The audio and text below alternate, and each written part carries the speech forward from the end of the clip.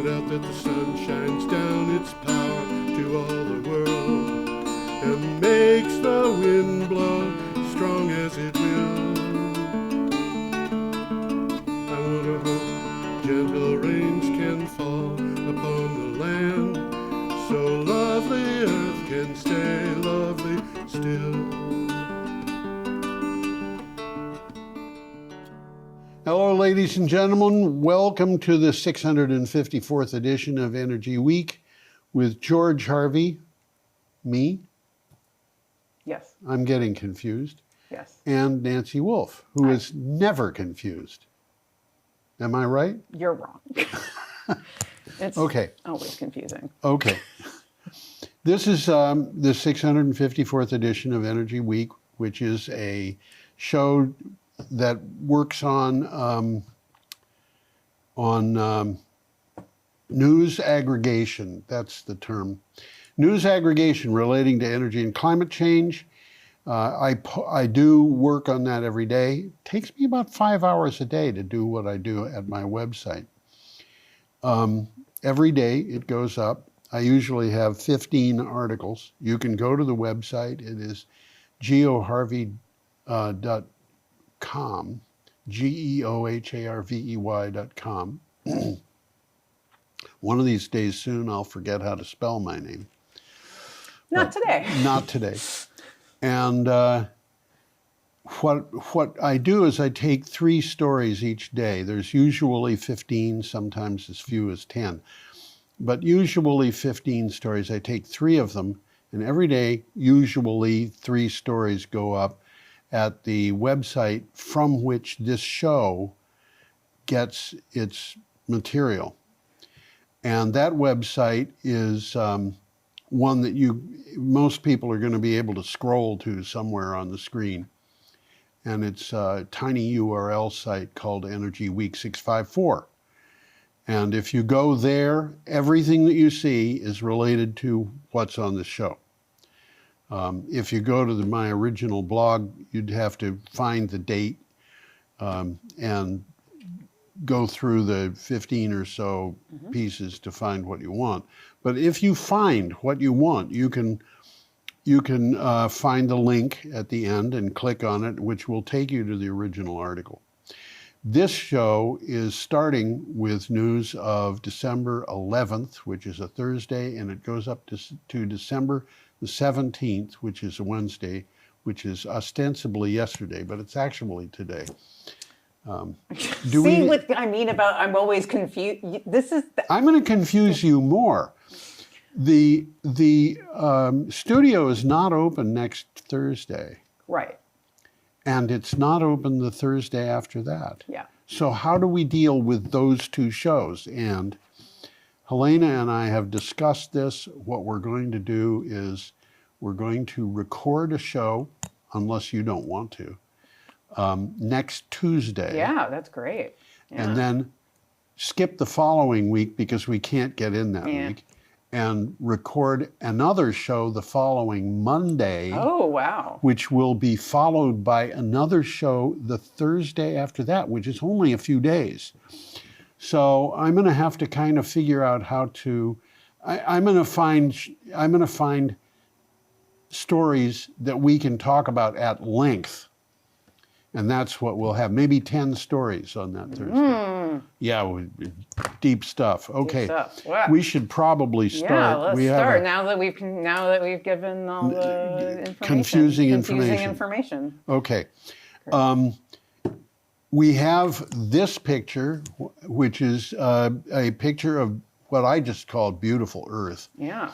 I went through the UN Environment Program material, and I found this, and I thought that's really nice.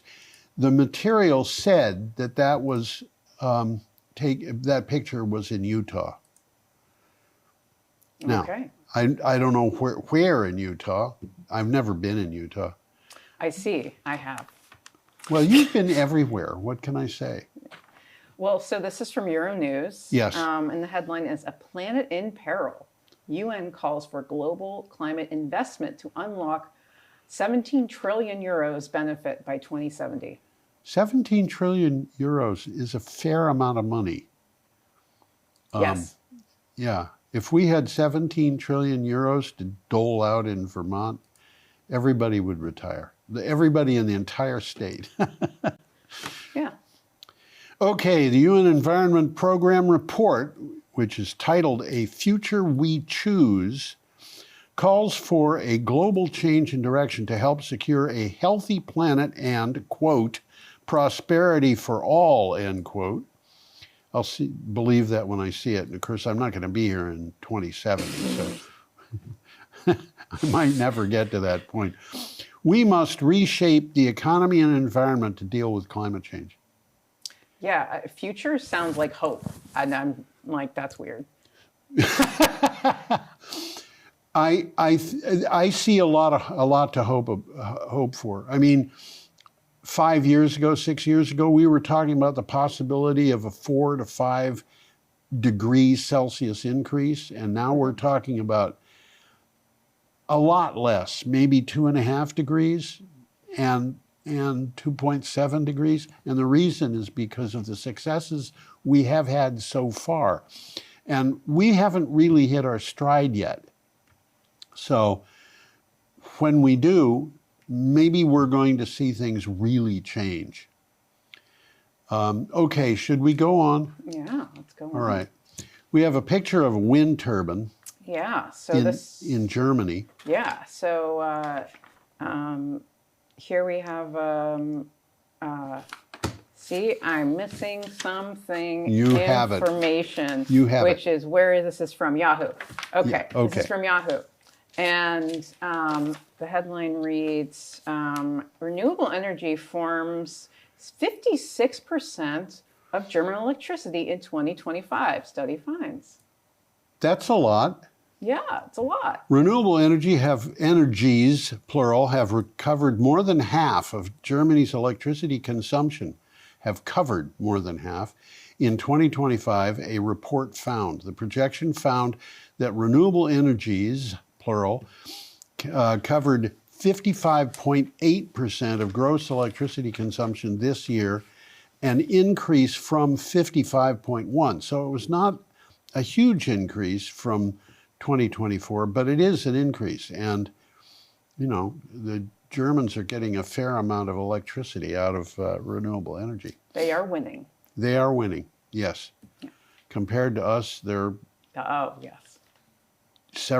they're like, I don't think we can catch up with them any quickly.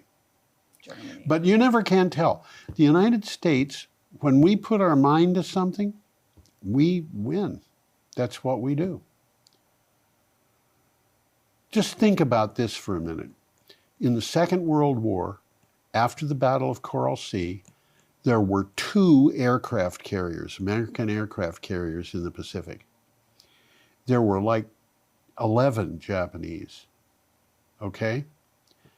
We won the Battle of Midway a month later, in which we had 1 more aircraft carrier because one of the aircraft carriers that was badly hit at Coral Sea didn't sink, and it got back to Hawaii and got fixed.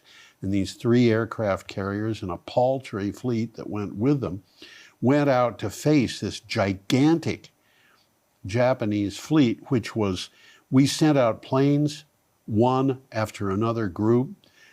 First group failed, second group failed, third group failed, fourth. We sent out torpedo bombers, 15 planes. Every single plane shot down. Every single man except 1 killed. And he saw the battle from where he was swimming in the water. Another torpedo bomber group went out. 3 planes came back out of 15. Okay. The time came when the dive bombers came in and the Japanese lost 3 of their 4 planes due to hits that they got in a period of 5 minutes. The whole battle was stood on its end. And the reason was because the Americans got their act together. Now, I think we can get our act together again. Sounds nice. Okay, yeah, absolutely.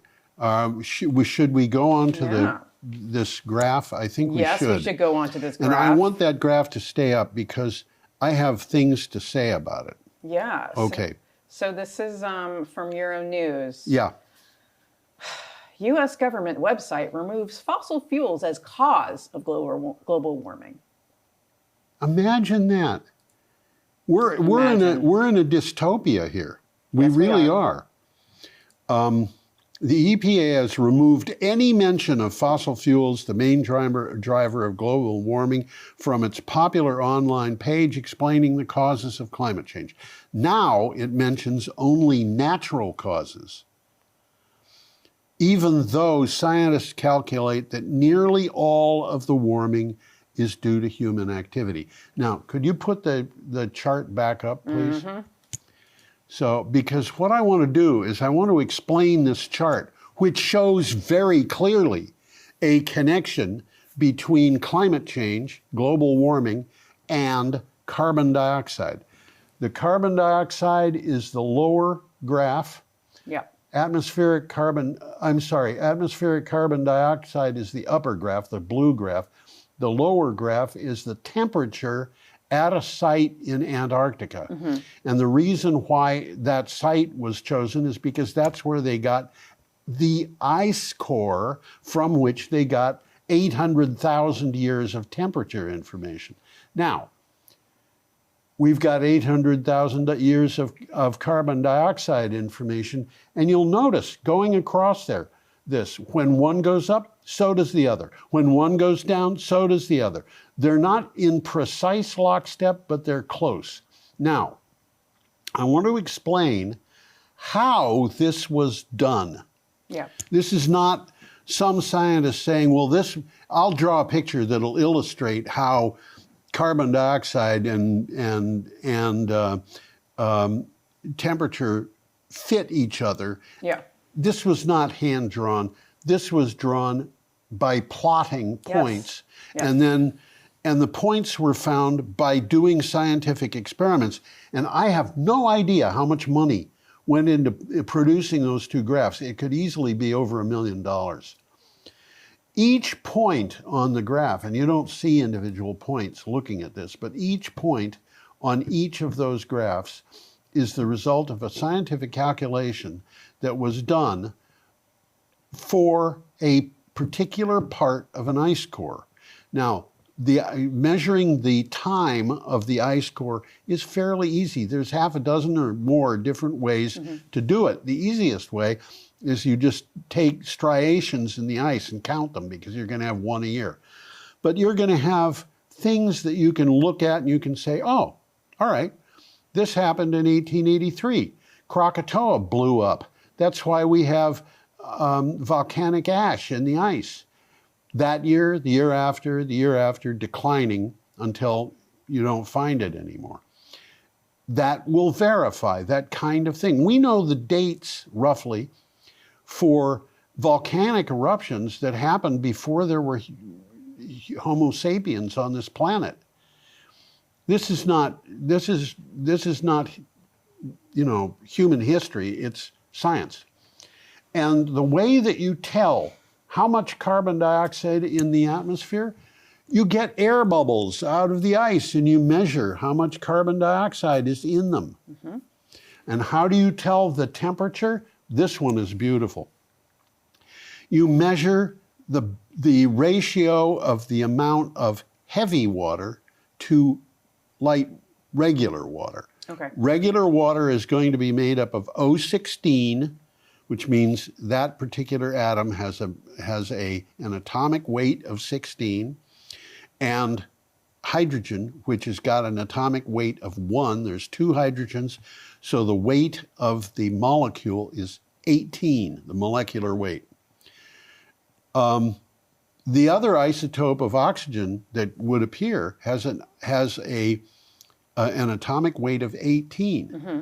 And if you join it with 2 deuterium atoms, which are hydrogen but have a proton, a neutron in each one, those atoms are going to have an atomic weight of 2, and there's 2 of them, so they add 4 to the 18. Okay. So you've got water that has a molecular weight of 18, you've got water that has a molecular weight of 22, and you've got in between two, because you might have one hydrogen, one deuterium, or you might, there's a very limited number of supply of these things. But the point is, heavy water doesn't freeze at the same temperature as regular water. It also doesn't boil at the same temperature. So if you find that ratio, you can deduce what the temperature was when it froze. There you go. There you go. And so we know, based on this kind of information, and this is just one chart. Yep. This kind of thing goes on and on and on and on and on. And the people who are saying there's no connection, well, I don't know where they get their information from, because they don't say. Well, they don't have information. And I have this, that this is just, it's literally just crap. It's just crap. Yeah. That's my response to this one. Yes. It's crap. It is called, well, when I was a kid, it used to be bagged and it was called bovine. Okay. Now, what is the name for it now? It's similar to that. I don't remember. Yeah.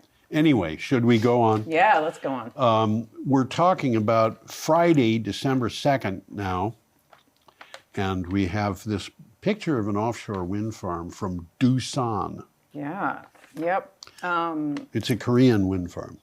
It's a Korean wind farm, yes. That's right. And this Korean wind farm is turn it over. From there you go. Renews.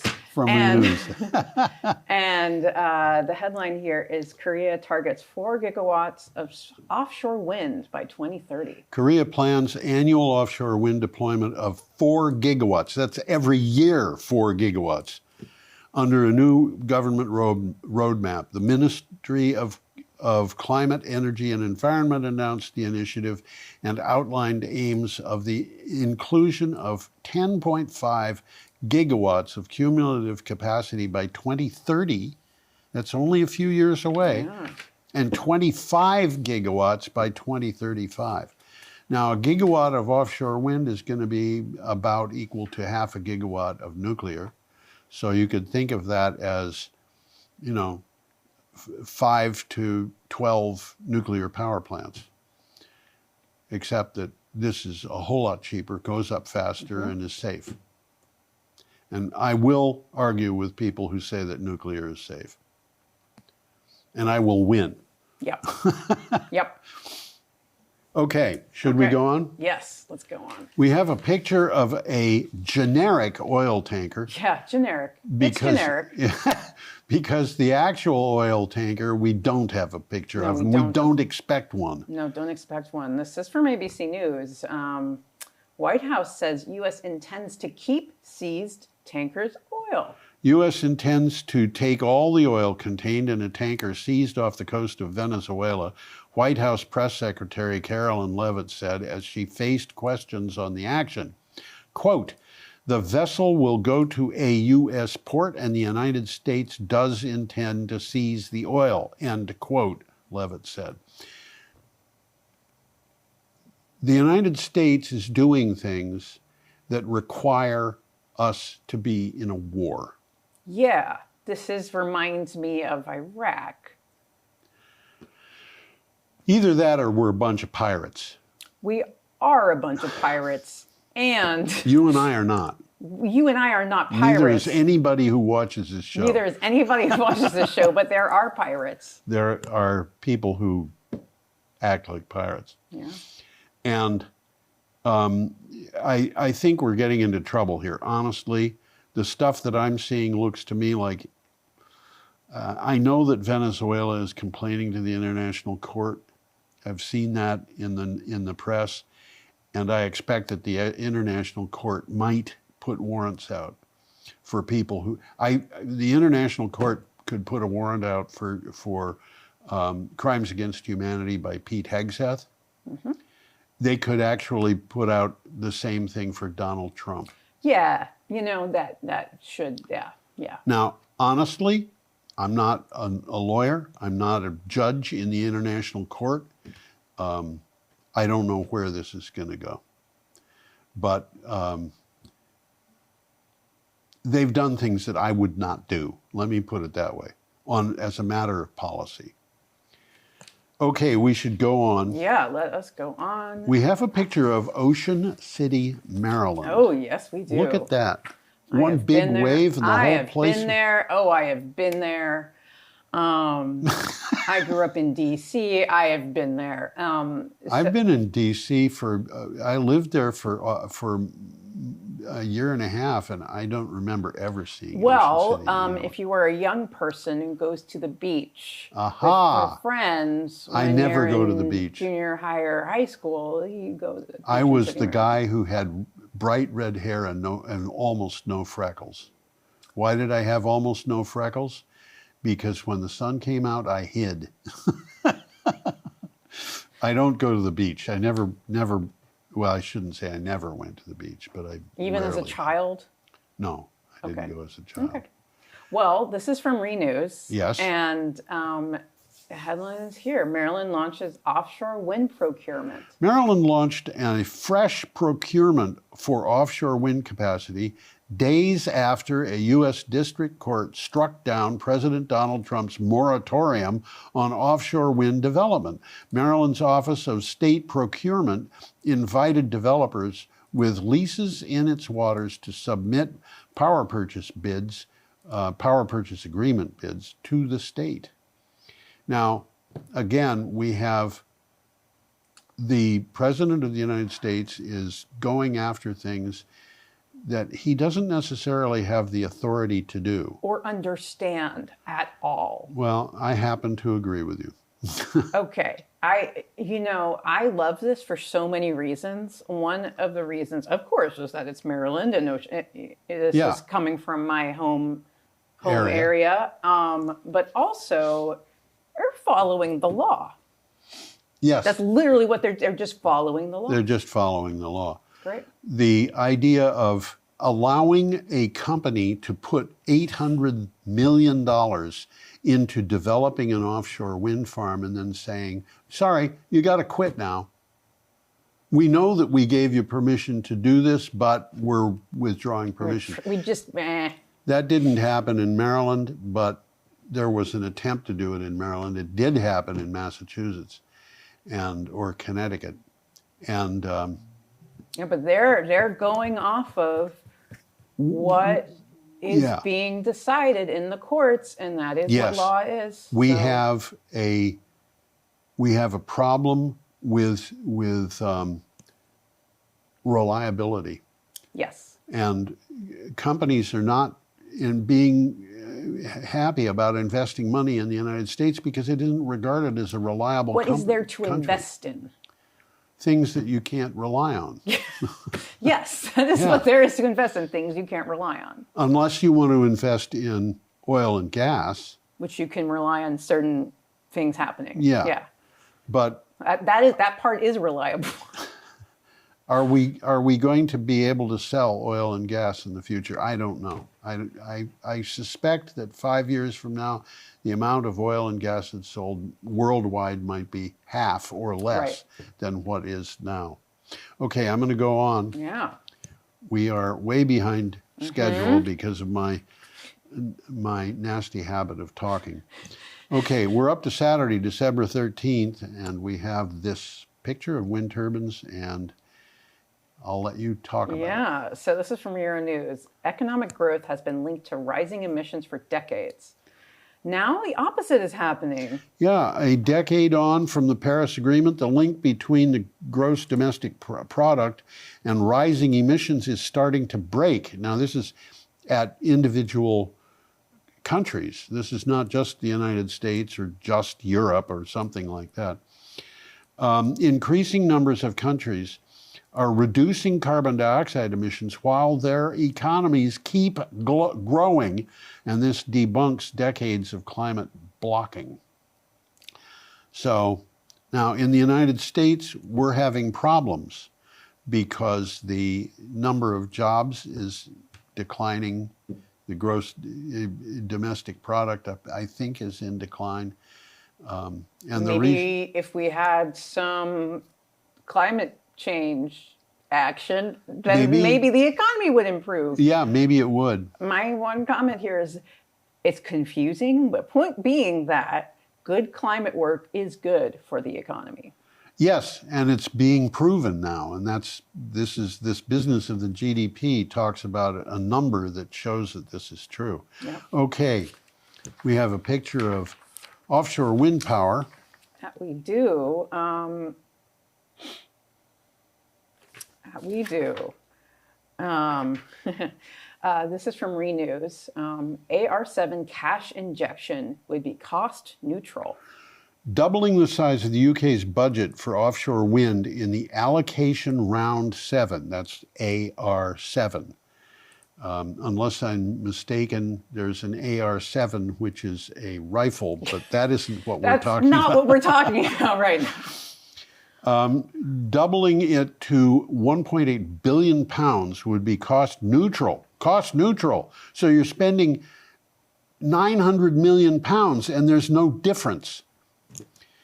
If the capacity is procured at a strike rate of 94.5 pounds per megawatt hour, which is not exactly low, analysis from Baringa showed the study commissioned by Masdar predicted the change would result in around 8 gigawatts clearing the auction. That is a lot more than they're expecting to clear the auction. Now, Masdar is, I forget where it's based. It's based in Qatar or Kuwait or Saudi Arabia. I forget, but it's an Arabian organization.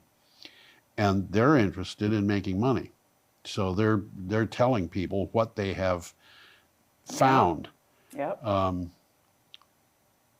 That being the case, they're investing, and they want to be able to invest in the UK. Yep. Okay. Now we have a silly picture of a data center. Yeah. Dennis Schroeder, by the way, is a photographer for the what was called the NREL, the National Renewable Energy Laboratory. And now it's NLR, which is the National Laboratory of the Rockies, I think. Yeah. Because the president can't stand using the word renewable. Oh, right. Yeah. That's true. Well, this is from Clean Technica, and our headline here is NLR analysis identifies reservoir thermal energy storage for data center cooling needs. Interesting.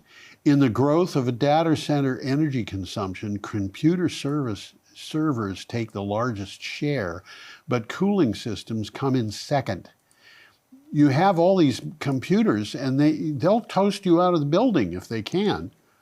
Yeah. A study by researchers at the National Laboratory for the Rockies, there it is in print, offers a potential solution to reducing the consumption. What they're doing is this is basically geothermal heating and cooling. It's geothermal cooling in this case.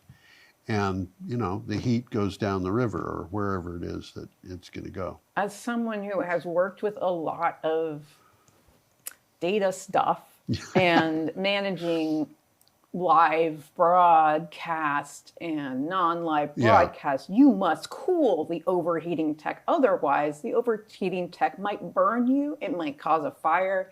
There are lights that, like a Toda light, if you plug it in too quick, you might catch fire. So you have to cool down the tech. You have to cool it down. Yes. And yes, it takes a lot of energy to cool it down.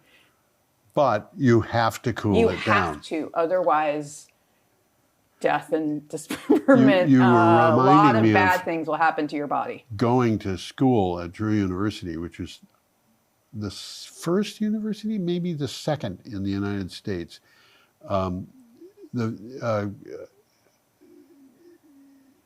that was not focused on computers, but installed computers.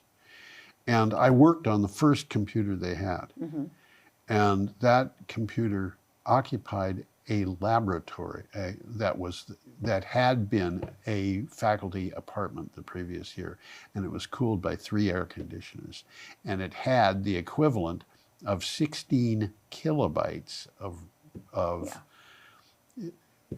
memory, and it was hundreds of thousands of dollars for something that.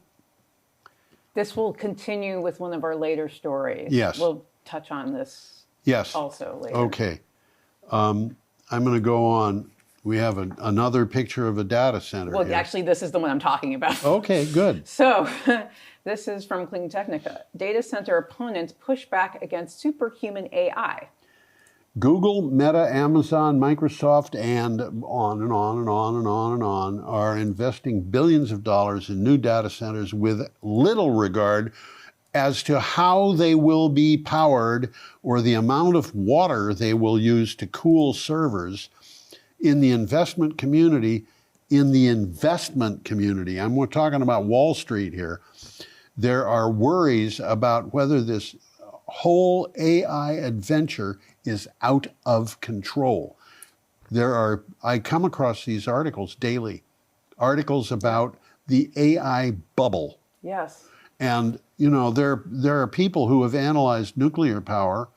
These companies are looking for nuclear power to operate their daily data centers, which is about as silly as expecting the man on the moon to feed you green cheese. Yeah. I mean, literally, you cannot build nuclear power plants all that quickly. Well, yeah, I think my answer to this, I want to hear it. There are worries it's out of control. I would say it is. Yeah. And I would also say, think about the cooling that you need for which crypto, we the just cooling that you need for all of these things, AI. all of these huge technologies that take mining power. Like when you're mining, even the mining of the coins, how do you cool down those servers? Absolutely. And it's does this save? The part that frustrates me about this stuff is they talk about saving money all the time, and I'm just like, it is not saving money. Well, how is any of this saving any money? Yeah, and one of the things that I'm reading about people on Wall Street thinking that there's a bubble, they're talking about this bubble not existing just in AI, but also in nuclear, because these companies are looking for nuclear to power AI. And nuclear, waiting for a nuclear power plant is like waiting for the tortoise to finish the race, and the race is around the world or something. It's like, it's gonna take a long, long time. I've seen nuclear power plants where they're working on the plant 40 years after they started, and they still haven't opened it. And I know that there are nuclear plants that go up in places like China rather quickly. Here's an interesting one. Just for the sake of fun, I asked, the Google AI. You can ask it questions on a Google prompt. You can just type in a question and it'll answer you. How many nuclear power plants come online every year worldwide? Want to make a guess? None. 6 to 12, they're saying. That's a lot. 6 last year and 12 next year. How often, and this is in gigawatts, how many gigawatts of renewable energy go online every year? That's a lot. A lot, like 1,500 to 2,000. Renewable energy is going online 50 times as fast as nuclear. Yes. And what does nuclear give us? Investment in war. That's what it gives us. Investment in war. Okay, I'm not going to go on. We're running out of time here, but I'm not going to disagree with you. Okay, is that fair? That's fair. Okay. We are up to where we should be at half an hour, and we're at 34 minutes. So this is from the Northwest Arkansas Democrat Gazette. Yes. And The headline is Wind Power Takes Flight in Asia. That doesn't mean it's flying away. That means it's taking off. Yes, it's taking off. Yeah. That it is. Southeast Asia is a bright spot for the offshore wind industry. As U.S. policy threw billions of dollars worth of U.S. offshore wind projects into turmoil, the investors in offshore wind are looking elsewhere. So they're hiring people in other countries to build plants in other countries. And the ample wind resources of Southeast Asia gave them a lot to gain after the U.S. chaos. Chaos is actually not good for business. Chaos is not good for business. I kind of feel like I understand why it is being used, though, in Washington, D.C. And that is because if you don't know how to get anything done, you can make everything chaotic. And then if anything good happens, you can claim that you are responsible. Yes. And if something bad happens, you can blame the other guy. Yeah. So, nothing good there. Yeah. All right. We have an item from Energies Media. Yeah, so this headline is backed by China. DEAR project in South Africa expands wind capacity to bolster Northern Cape power supply. South Africa has been plunged into a world of darkness in recent years with load shedding. They don't have enough electricity, so they will just arbitrarily take a neighborhood or a city or something and shut it down. No electricity until they decide to turn it on, which they try to do as quickly as they can, but maybe it'll be 10 hours. The DEAR wind project was commissioned in 2017, and since then it has transformed the regional energy supply of the Northern Cape. So the DEAR project is wind power. So they're getting more electricity by building wind turbines. They've been fooling around trying to build nuclear plants and coal plants and you name it, and it has not made things better for them. So that's what they're doing. Yep. Okay, next. Yes. Sheep at a solar farm. We're up to Monday, December 15th. Yeah, this is from the Spokesman Review. The headline is Solar Power and Farming Can Coexist on the Same Land. Just ask Cameron Krebs' sheep. Ask him. When I think of the name Krebs, I think of Maynard G. Krebs, who was a character in a TV show called The Many Loves of Dobie Gillis, which was a very popular show when I was in 7th grade, back in the middle of the last century. And the guy who played Maynard G. Krebs later was the guy who played Gilligan in Gilligan's Island. Okay. Same guy. Thousands of Cameron Krebs sheep go from one solar farm to the next, munching on grass, typically from March until June. Once they have eaten lunch, they settle down to snooze under the shade of hundreds of thousands of solar panels. What a life! What a life! These sheep love being on solar farms. They love all And actually, they love it. They if love you it. put this picture up again, Yeah. Oh, yes, that sheep is smiling. that Sheep is that's smiling has a dark patch behind its head, and if you look very carefully, you can see that is the underside of solar panels, and there are structural supports for the solar panels there too. Okay, I'm going to go on again, unless you've got more to say about that. Yes, let's go on. We have a solar farm. Yeah, and this is from PV Magazine Australia. Yes. Yanara names Gamuda to deliver massive solar and battery project. Renewables developer Yanara tapped the Australian arm of the Malaysian group Gamuda to deliver a 360 megawatt solar farm. That's big. And a 600 megawatt hour battery energy storage project in southwest Victoria. Victoria is one of the states of Australia. I think it's it's not the biggest state by any stretch, but I think it's actually one of the smaller states, but it's bigger than Texas. Okay. The Mortlake Energy Hub will cost 700 million Australian dollars, which is 465 million American dollars. So 360 megawatts of solar, 600 megawatt hours of battery, $465 million American. Okay. That is a recipe for success. Okay, now we have a picture of a wellhead. Yes, we do. So this is from Clean Technica. The headline here is "The Oil Field Binge and Purge: Another Reason to Ditch Fossil Fuels." There being no such thing as a free lunch, the oil and gas binge leaves Oklahomans holding the bag. Oklahoma has tens of thousands of abandoned wells. Quote, the state has cataloged about 20,000 orphan wells, but the federal researchers believe the true number may be over 300,000. Now,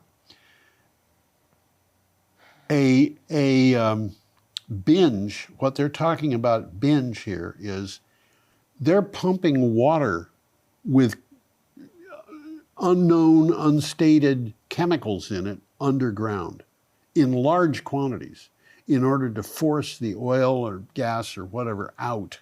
Sounds like fracking. Well, that's what it is. Yeah, it's fracking. Fracking. Yes, which I've seen a movie called Gasland where the filmmaker lights a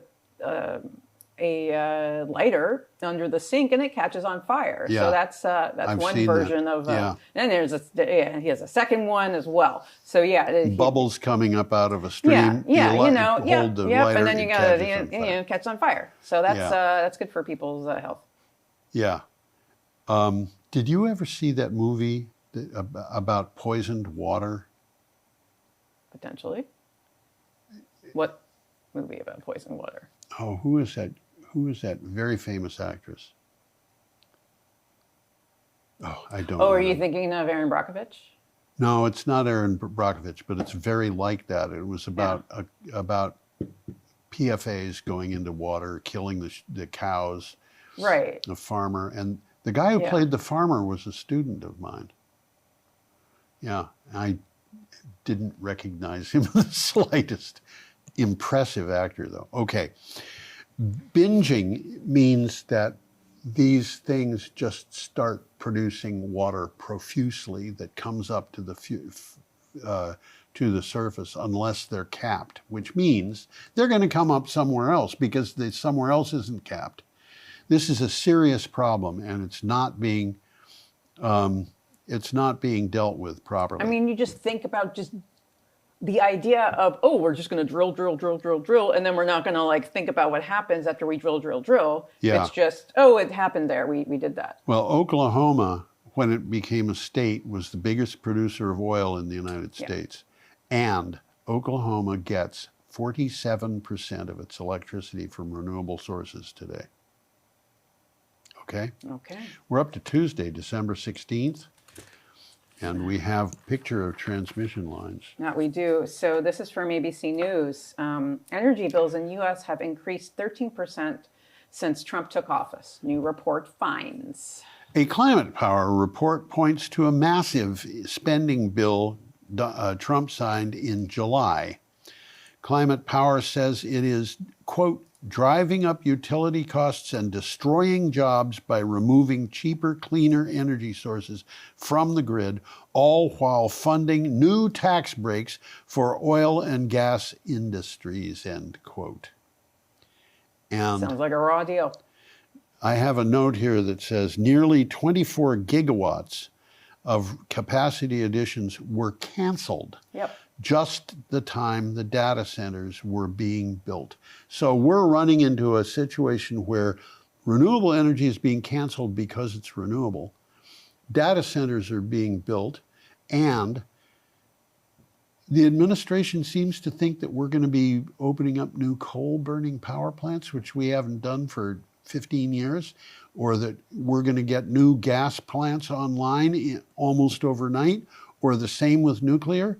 I'm sorry, it isn't going to happen. And our energy consumption is like compound interest at this point. Yes. It's going so Yes. extreme We're- and if you're cutting off any possibility, if you're cutting off, then Yes. you are cutting off parts of your body. You're cutting your nose off to spite your face. You are literally doing that. Yes. It's like having a bank account and saying, I don't like the picture on this dollar. I'll throw it out. Yeah. Really, Yeah. you know. Yeah. Yeah. And the bills are going up and you're not Yes. making enough money. Anyway, we No, the economy. Yeah. we have a picture of Lawrence Tubiana. Yes. And there she is. There she is. So this is from Euronews. She's younger than I am by 5 years, and that picture is 9 years old. Okay. There we go. So Europe needs to stand up to Trump and stop buying U.S. energy. Tubiana tells Euronews. Okay. The European Union should stand up to Donald Trump and reject further purchases of U.S. energy products. Reminds me of what they're doing to the Russians. As foreseen in the $750 billion trade deal between the transatlantic partners. Climate czar Laurence Tubiana said on Euronews program Europe Today. She's advocating basically not buying our products because the government is operating as a gigantic world-class bully. Yes, it's doing that, and it's also doing bad things for the environment. Yes. And it's There's doing nothing to help and only to hurt. It's making it worse. Yes. And And meantime, they're like, stop feeding, don't feed the trolls. Don't feed the trolls. exactly. So you wonder what's going on? That's what's going on. Yeah. Okay. Sorry, Laurence, I'm going to leave you. Solar array, Sonodex. Yeah, so this is from Renews. Sonodex wins 805 megawatt in Italian auctions. Sonodex has secured 805 megawatts of solar projects in Italy. You can tell that's Italy. Just look at those little trees in the lower left. The company said awards strengthened its development pipeline. Sonodex received awards for 650 megawatts in 9 solar parks in the FER-X auction, 125 megawatts through the energy release mechanism, and 10 megawatts under Italy's NZIA compliant auction. Now, I want to point out, we're installing a couple of gigawatts of renewable energy worldwide every day. Yeah. We install as much renewable energy in a week as the entire world installs in nuclear energy in a year. This is and you know, I could have had 10 stories just like this, but I picked the stories that I think are. This one, it might have been the photograph. But that's what happens. There are reasons why I'm optimistic. Yes. We haven't really got up to speed yet. When we get up to speed, things will be different. Okay, we're up to Wednesday, December 17th, our last day.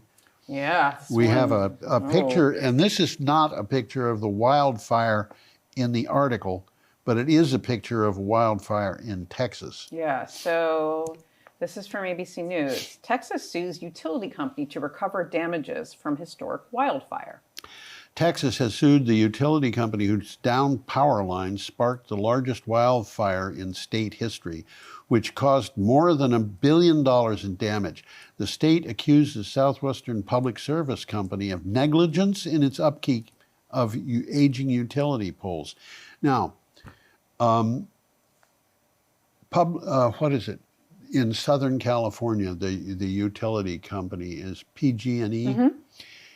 They went bankrupt because they caused fires in California, and the state the state sued them, and there was no way they were going to be able to deal with that. And what was it there? It was almost exactly the same thing. In their case, I think it was actually not so much bad utility poles as it was sagging lines, and they would hit trees and set the trees on fire. But it's a very similar problem, and these utility companies have to deal with it. Yes. Yeah. So let's go on. Yes. We have coral. Yeah, we do have coral. So this is from ABC News. Yes. As reefs vanish, assisted coral fertilization offers hope in the Dominican Republic.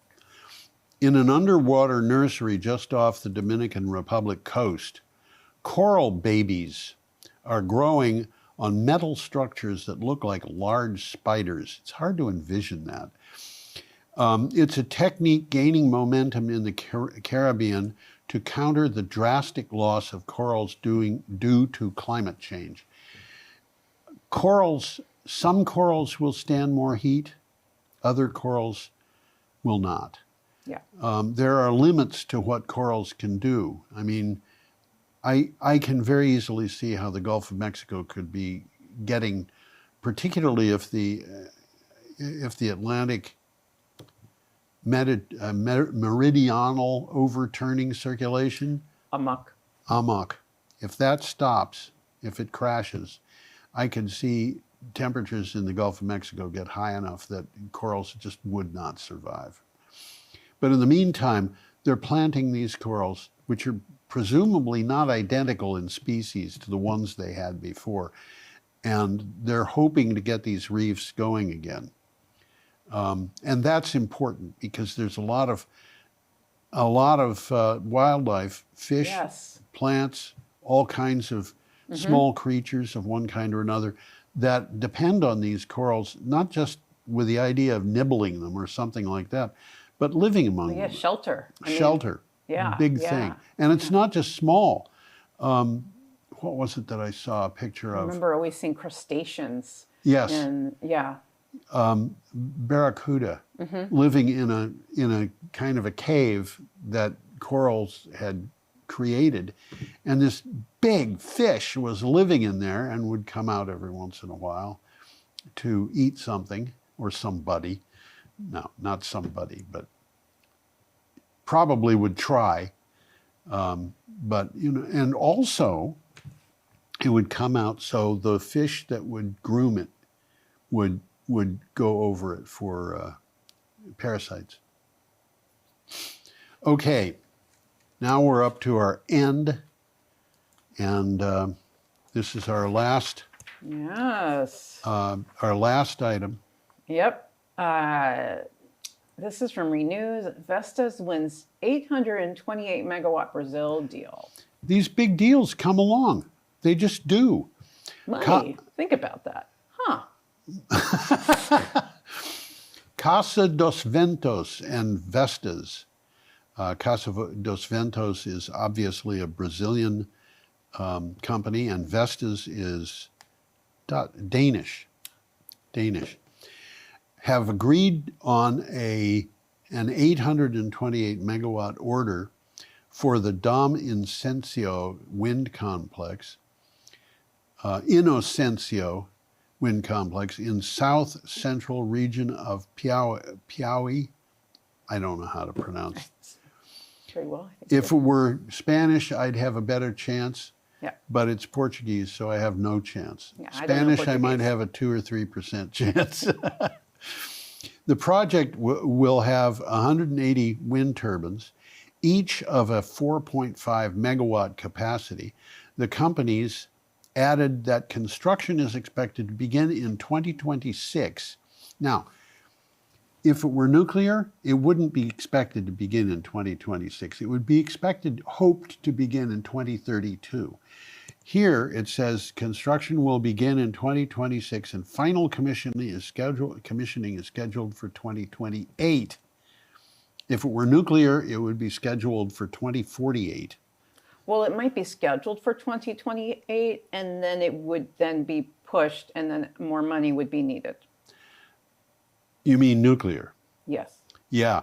They would say we can get this done, but then it typically nuclear projects come in at slightly above 200% of their initial price.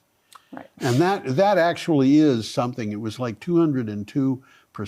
That was the result of a study that was done earlier this year. It is astonishing, absolutely astonishing. And in this case, we've got construction on a wind turbine. That, you know, if that picture, by the way, is a picture of a wind turbine blade being attached, because they put the nacelle up and then they attach the they have to carry the blades. They have to take the blades up, and people work at this level. You know, they'll climb up 30 stories of vertical ladder to get to the top of the That's a job also. That is, and it's pretty Probably well-paid job. Wind turbine technicians. We had a story about a girl who was a wind turbine technician, and this was something, because I looked at this turbine she was working on and I said, gee, that area looks awfully familiar. And I did a little research and discovered that if the trees in the background had not been there, I would have been able to see a house that I had lived in. But this girl, her father was a rock climber. Mm-hmm. She had medical problems, and she overcame them by learning rock climbing. Wonderful. And she would go up and work on a wind turbine. And in the article that we were talking about, she was hanging from the center of the rotor on a rope. They had stopped the wind turbine with one blade pointing straight down, and she was going down and repairing that blade at whatever height she was, hanging from a rope with a bunch of equipment that she had taken with her, including electric equipment that she could use for grinding off the part that had been turned black by a lightning strike. And, you know, that's what she did for a living. And she lived in Montana, but she was doing this in Massachusetts. Now, I thought to myself, how much do these people make? And I found out that over half of the wind turbine technicians in Massachusetts had been hired in the last year at that point. And the median pay for wind turbine technicians was upwards of $50,000 a year. That means that there were people who had been hired that year for the first time, and they were making upwards of $50,000 a year. They're not paid badly. No. And that girl, you know, her hope was to become a rock star, but she was, you know, hopping on a plane and going to wherever she was needed. Sounds like a rock star. Yeah, it does. So I was happy with that, you know, just that picture. Mm-hmm. And we have a final wish. Yes, we do. To our viewers, have a pleasantly magnificent week. Can you imagine anything better than a pleasantly magnificent week? Sounds delightful. Doesn't it? Yeah. So we want you to come back next time and have a good time. We hope you had a good time this time. And stay optimistic. Stay optimistic. Because I think things are getting better. Bye-bye.